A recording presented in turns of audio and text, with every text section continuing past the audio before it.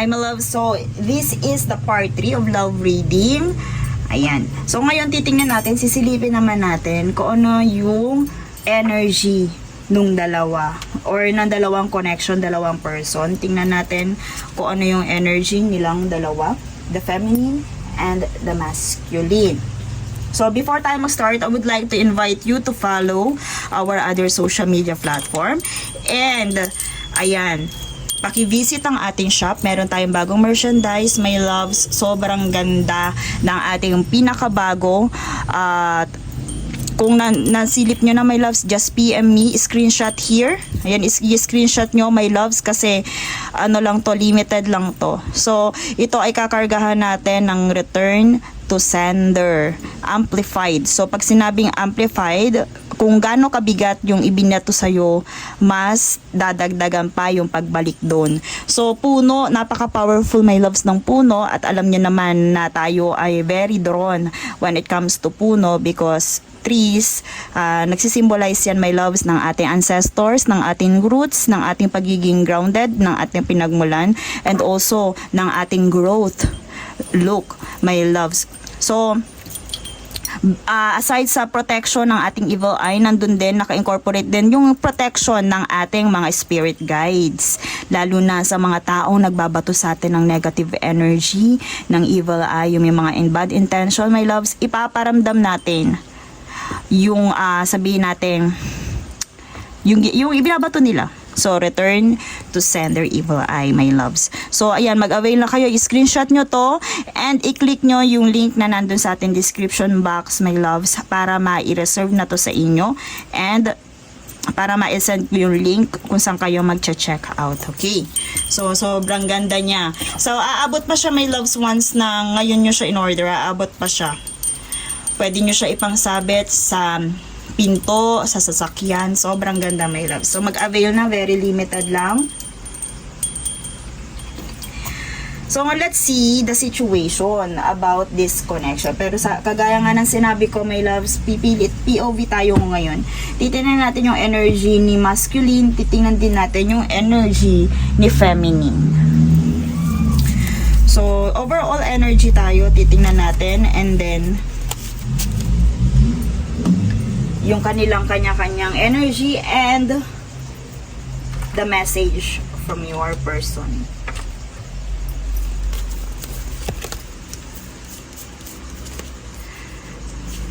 And my loves, continuous lang tayo sa ating merchandise. So, kung na-stop tayo before, my loves, just i-follow nyo na, my loves, yung ating shop.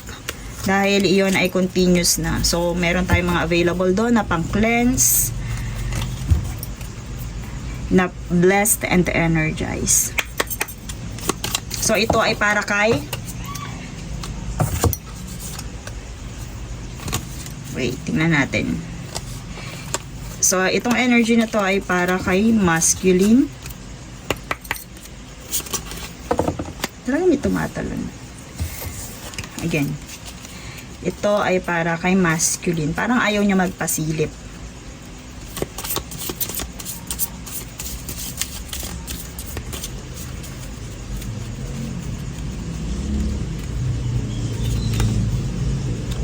Kay masculine and kay feminine.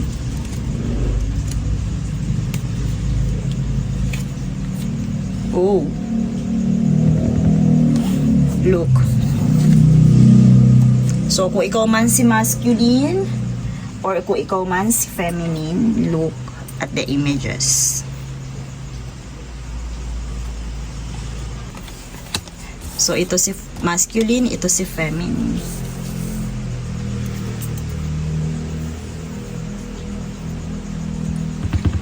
Let's see the energy around this person. Kung ano ba yung kanyang niraradiate right now.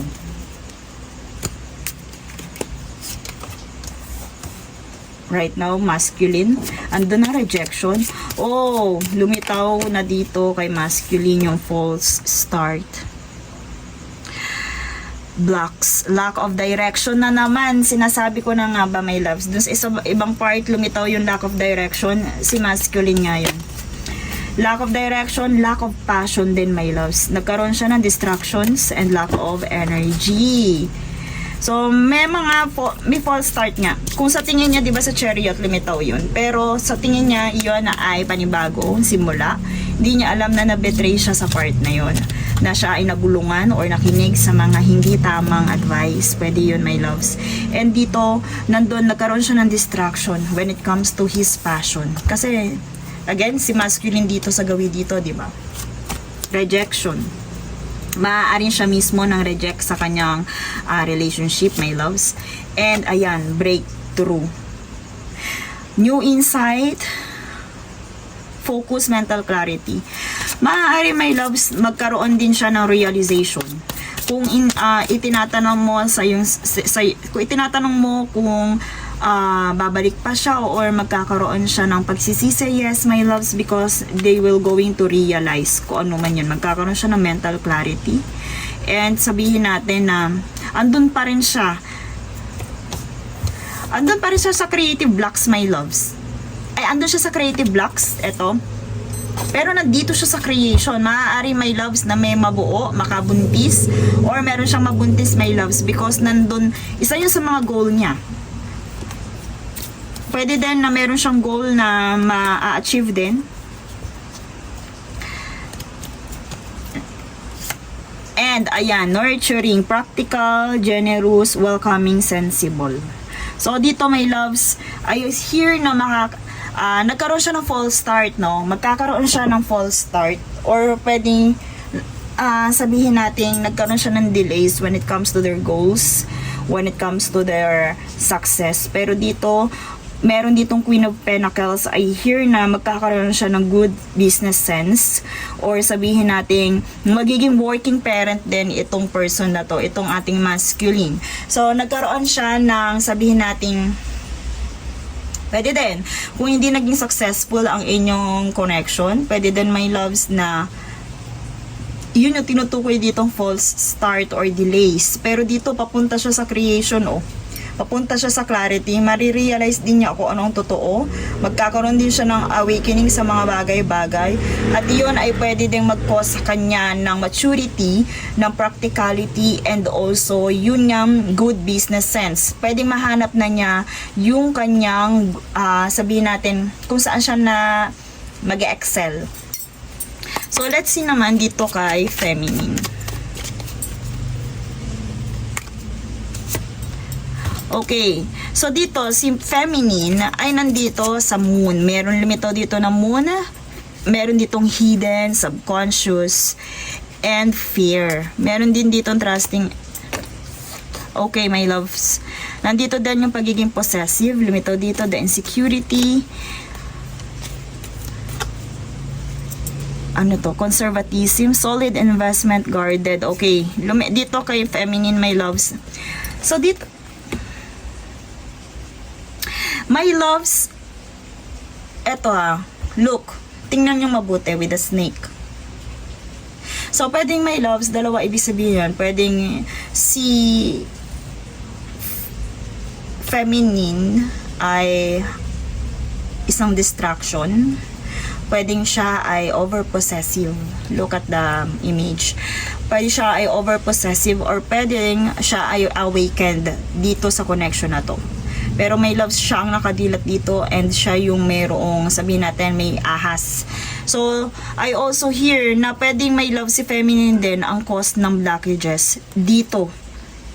Sa tinutukoy dito na success or breakthrough ni masculine. Si masculine, my loves, I hear na tingnan nyo kung gano'ng ka-cold yung image dito, my loves.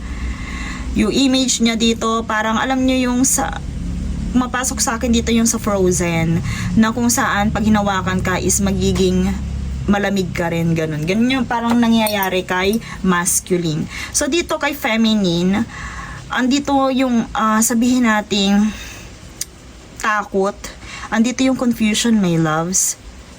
Kung meron ka din bang takot sa betrayal, I also hear, and meron din betrayal. Pwedeng nakakaramdam ng betrayal, At ito din si feminine is nandun yung pagiging possessive sa relationship na to because of the insecurity. And because they are guarded dahil they are longing for the long-term security. So sa takot itong si feminine energy na malugi, my loves. And the Emperor. So I hear na dito dito kasi parang ang lumabas dito sa side ng na-betray or betrayal ay kay feminine. So dito, my loves, kumbaga, you are being confused. Si feminine, kung ikaw man si feminine, you are being confused, my loves. So ang nangyari sa'yo, naging possessive or possessive ka. Pero dito naman sa yung future energy ay magkakaroon ka ng structure. So dito, magkakaroon ka ng control. Also, the respect. Pwede ding ma-earn mo ang respect na deserve mo. And my loves, the Emperor card also signifies when it comes to discipline, focus. So, pwedeng yun naman ang mag-gain mo, my loves. Kung ikaw si feminine energy or masculine. So, dito, my loves, parehas nandun ang success. I also hear the nurturing. Kung hindi maalaga si masculine right now, papunta siya dun sa nurturing, sa welcoming, sa being sensible. Kung hindi maalaga itong si masculine, darating siya sa pagiging ganun because magkakaroon ng breakthrough. Nandito yung magkakaroon siya ng breakthrough magkakaroon siya ng mental clarity when it comes to their goals and ideas.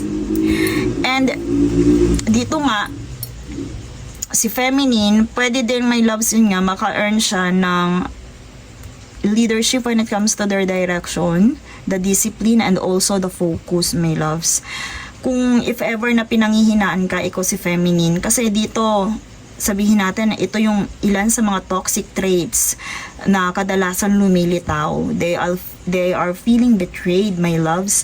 Pero dito kasi sa future energy is si Emperor ang lumitaw. So nandito yung control. Magkakaroon ka ng disiplina when it comes to control. Magkakaroon ka ng, parang alam mo yon, ikaw na yung magdadrive sa sarili mong pamumuhay. Hindi ka na magiging dependent kahit kanino. Kasi dito, nagiging possessive tayo kasi parang codependent tayo. Na nagiging possessive ang isang tao because of their insecurity and traumas. Pero kung ikaw si Emperor, my loves, eto, kung ma-attain mo na yung iyong future energy, eto, look at the Emperor. Yung parang kahit sino ay hindi ka na kayang kontrolin, ikaw na mismo ang kokontrol sa iyong sarili. Also, the moon, nandito yung sabihin natin magulong emotional state because they are fear of being betrayed. Okay, let's see the situation. Ano ba yung iniisip na sabihin natin ng person na to o yung tingin nito about this connection? Sa masculine, blocked. Okay.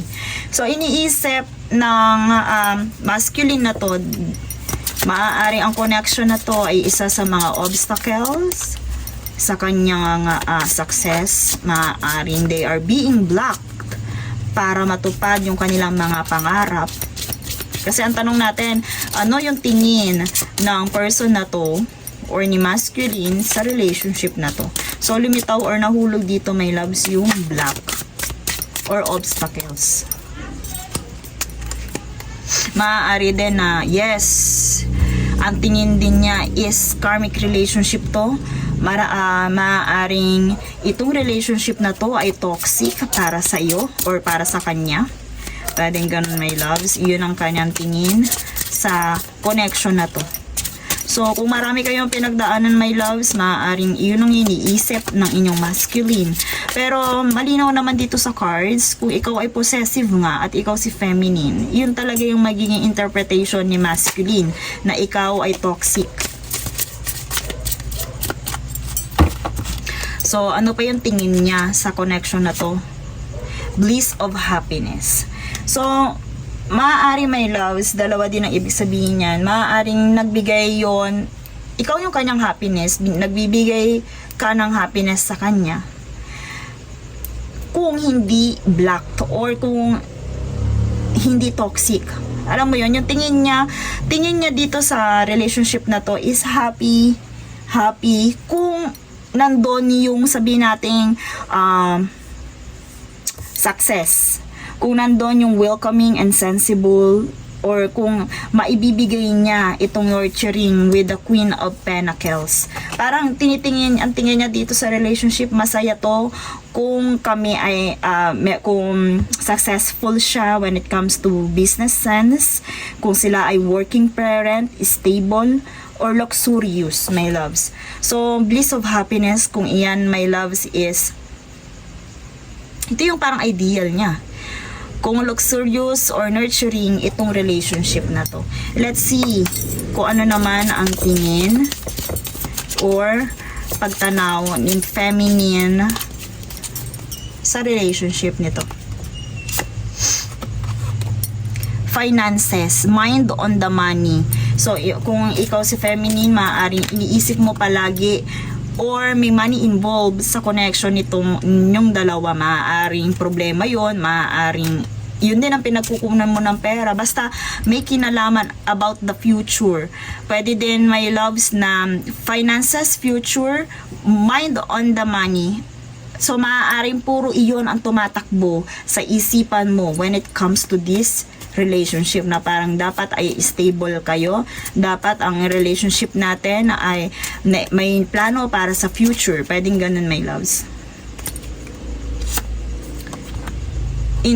Okay, inner knowing, my loves. Dito I hear na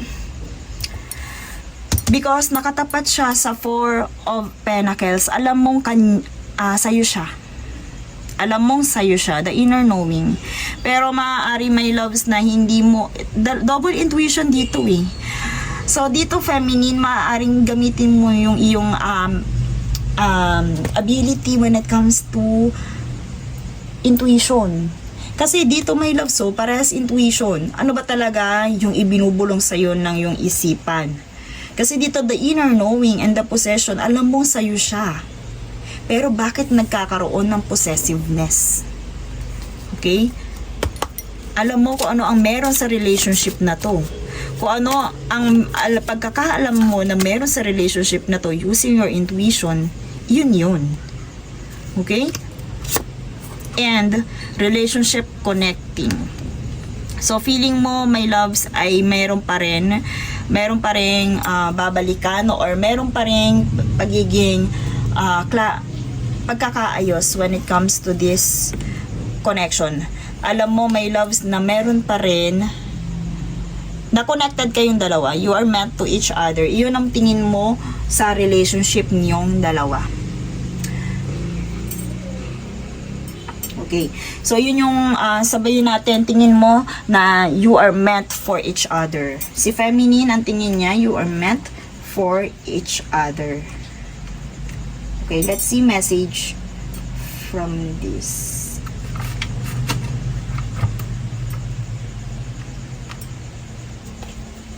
Let's see message from these two energies.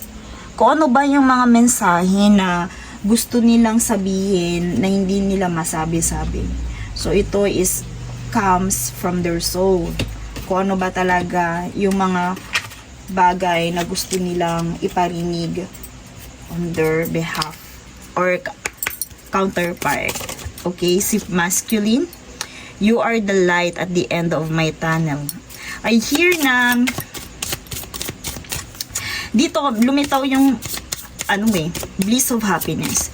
I hear, my loves, na si masculine, inisip din niya, alam mo yung naka-stick na siya doon sa future na kayong dalawa. You are the light at the end of my tunnel. Pero right now, ang tingin niya doon is blocked or obstacles pa ito para okay, sige, nagets na natin na kaya siya nahihirapan sa pagdidesisyon kasi umasa ito or pwedeng sabihin natin na itong si masculine, tiningnan din niya na at the end of the day or sabihin natin of the end of these challenges, kayo pa rin Parang ganun ang lumilitaw dito. You are the light of my tunnel. Maaari din, my loves, na ikaw yung nagbibigay din talaga sa kanya ng light.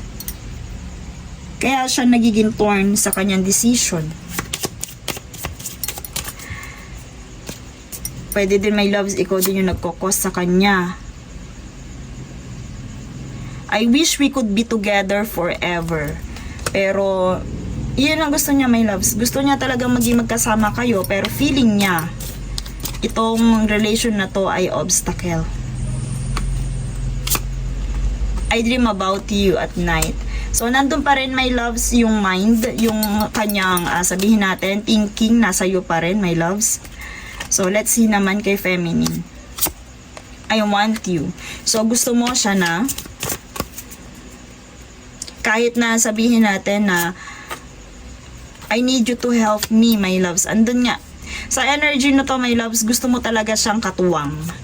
So, si feminine, gusto niyang katuwang talaga si masculine. Kasi nandito yung possessive, tapos, nandito yung four of pentacles, and then nandito din yung ating moon. Or yun, nandito din yung finances natin. So, gusto mo magkatuwang yung relationship ninyong dalawa.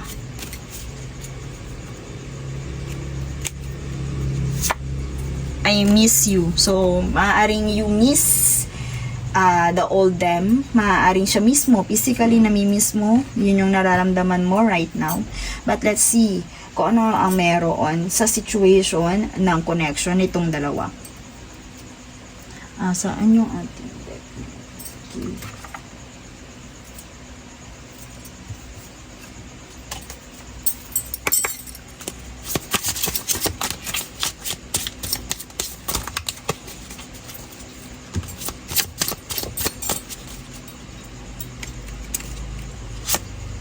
Abundance, positive mindset, manifest gratitude. Oh, okay, list of blessings, my loves. So, right now, sa connection ninyong dalawa, both of you, ay kailangan ay mag-focus sa abundance, my loves. Mag-focus muna kayo sa abundance, love call, expressing love, pwede din message of love, thinking of you, informing you, my loves. Meron din naman connection, my loves. Mararamdaman nyo din, if you are in separation, mararamdaman nyo din yung pagka-miss sa isa't isa. Okay? So, magkakaroon din kayo ng pagka-miss sa isa't isa. Also, the soulmates, lumitaw din dito. Soul partner, life partner. So, my loves, I also hear na meron pa, hindi pa na dito natatapos ang lahat. Hindi pa natatapos dito ang lahat, my loves. Kung if you are in separation, meron pang, let's sabihin natin may part 2 pa yan. Kasi nandito, magkakaroon din kayo ng ng connection, ng communication. Maaaring hindi ngayon dahil nga delays pa yun, meron pa mga blockages. Pero right now, you must focus on your abundance, positive mindset. Regular, neat, controllable. Okay, so back on the track, kung ano man yung sabihin natin life mo without them, or sabihin natin kailangan maging regular routine mo na yun. Kailangan mo nang sanayin kung wala, sabihin natin, pwede din ito, as times goes by, ay sabihin natin, hindi nyo mamamalaya na nandun pa rin, magkakaroon kayo ng pagkamisan, maaari ding bumalik to sa normal. And, dito kasi lumilipas ang oras maaaring lilipas din yan, my loves, kung ano may challenges nyo right now. And let's see the final card. Through each other, you find the missing pieces. Kawalan ka sa taong to, my loves. Kay masculine, you are the missing pieces. Kahit hindi mo ngayon nakikita, kahit natotoxican siya sa'yo, alam niya, my loves, na kawalan ka sa kanya. And kay feminine, the power. You instinctively know what is right for you. And you have the power to say no or to walk away at any time. My loves, be kind to yourself. Okay? Huwag kang maging, sabihin natin, kailangan mo talaga dito, my love, ng independence. So, kailangan nyo muna ng oras para ma-find out yun. Para ma-practice nyo yun, my loves. Kailangan nyo ng oras para ma-achieve nyo yung kanya-kanya nyong goals, lalo na dito sa abundance. So right now, kung wala kayong communication, huwag nyong ipilit, basta mag-manifest lang kayo, list of blessings, mag-focus muna kayo, lalo na feminine, nakafocus sa finances. So, maaaring ikaw, ang requirements mo sa isang relationship ay future finances. So, dito, mag-focus muna kayo parehas sa inyong abundance kasi darating din naman yung communication. So, kung tinatanong mo, my loves, kung meron pa, kung may pag-asa pa, yes, dito sa cards natin is nandun din, meron may magme-message din, meron din magsasabi they miss you, informing you or updating you, my loves, and masasabi natin ito ay pa galing sa yung soulmate or life partner, pero hindi pa sa ngayon. So sa paglipas ng panahon, darating din yan. Okay, magiging maayos din ang lahat, magiging planchado din kung ano man yung naging gusot. Okay, and that's all for this reading. Thank you so much and see you in my next one.